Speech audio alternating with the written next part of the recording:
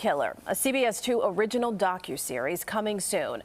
This tragedy all started 40 years ago today. The first of 7 victims to take Tylenol laced with cyanide died. Just days later, after figuring out what was killing otherwise healthy people, police would be going door to door, literally collecting bottles of Tylenol and warning them not to take it. One of those officers who went door to door joins us now on the stream, former Chicago police officer Steve Salemi. Yes, thank you for your time, Steve. All right, if you could take us back to that day, what do you remember? Because we've seen images of you right at those doors, even surrounded by young children at the time, trying to warn people about taking this Tylenol. Well, we were assigned by the mayor for my commander to enter Cabrini Green and go through all the apartments and all the buildings one by one to make sure that, to find out if people had Tylenol, and if they did, we would confiscate it, warn them of the repercussions of taking it, what it could end up with. How did you find out about this, Steve? As I understand, you saw our report last night, or maybe your son did, right? No, I was watching the news. I watch you guys every night, and I'm watching the Tylenol thing. And all of a sudden, I see my picture on there going from door to door, and I said, "Oh my God!" So I called my children. I said, "I was just on TV, and I didn't tape it." So what happened was I kept watching and watching. I was on there a couple more times, and then a friend of mine. He sent me the link this morning, and I sent it to my children, and my one son called you guys to let you know that that was me doing that investigation. So what did you think when you saw yourself knocking on that door 40 years ago? Well, I had hair then. I was thin, so yeah, it brought back good memories, you know, it did. Well, it was definitely important work that you were doing. We were talking last night about how this was before social media. So really getting out the message, that was something that we relied so heavily on officers like you. So when you're going to these doors, especially in communities that are understandably rattled by this, what was the reaction that you were getting from people when you're giving them this news? People were shocked. They really didn't know what was going on. They asked us why we want their Tylenol. And we explained to them why, that it was, some cases was laced with cyanide and people were dying. And that was our mission, to confiscate all Tylenol from the tenants of the buildings. Do you think at all, 40 years later, have you thought about it much since then? Yeah, I do. And I'm trying to, I hope that we had saved some lives by doing that. I know the mayor was very concerned at the time about this, so we have pulled a full effort in this and went through every building, every apartment. So, Steve, in addition to doing this, did you have any other involvement? Because this stretched, as we know, over quite a length of time, where people were sort of paralyzed with fear, first starting here and then across the country and even the world. So what was your further involvement in this, if any? I had to write some reports regarding my investigation, and that was it for me. You were a police officer. Did you and your fellow officers talk at all at the time about what you think happened?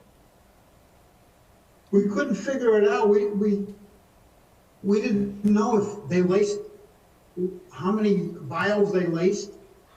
We were afraid for the people. We were hoping that we could confiscate everything in the stores and get everything off the street that could possibly hurt the people.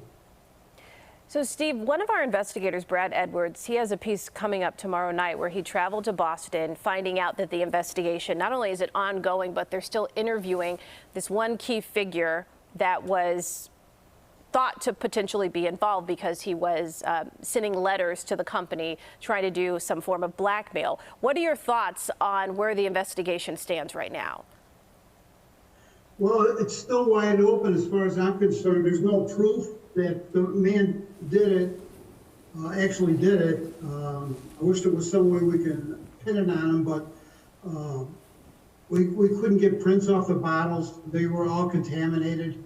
There were so many prints on these bottles that you couldn't get any defining print.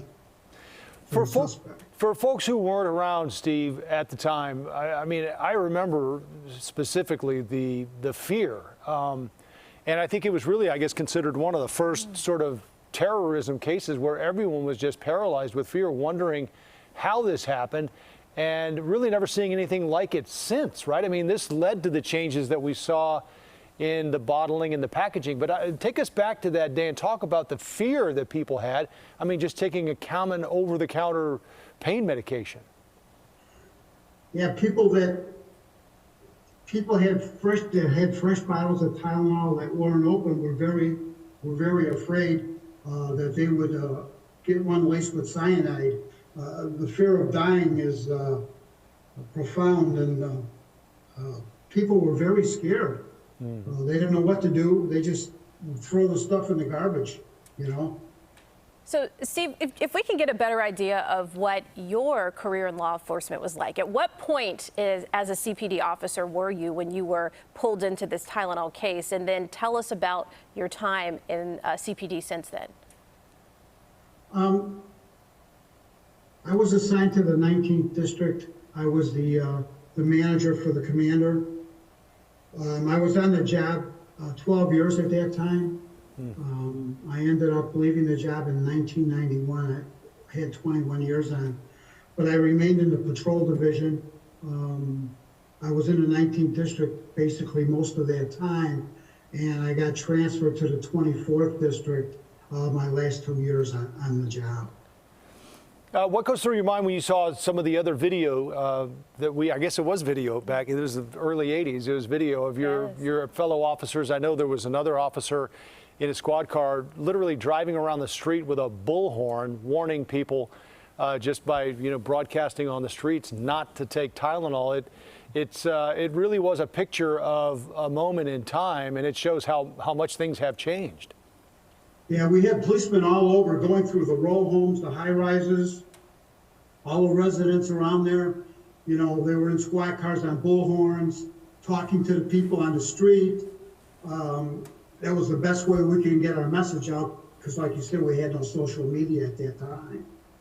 Yeah. Well, Steve, it's fascinating and so interesting how you came across this by watching the news, and now we are talking to you. We appreciate your time and what we've been able to learn from your look back, going door to door in such a terrifying time. We thank you. And hopefully someone got a copy for you, Steve, and if not, we'll get you one. Okay, I appreciate it. All right, thanks, Steve. Appreciate the time. And thank you for streaming us here on CBS News Chicago. Our coverage of the Tylenol murders continues tonight. You can watch Dave Savini's full story focusing on the one family who lost 3 of their loved ones tonight. That's on the CBS 2 News at 10. We'll be right back, and we'll see you at 10.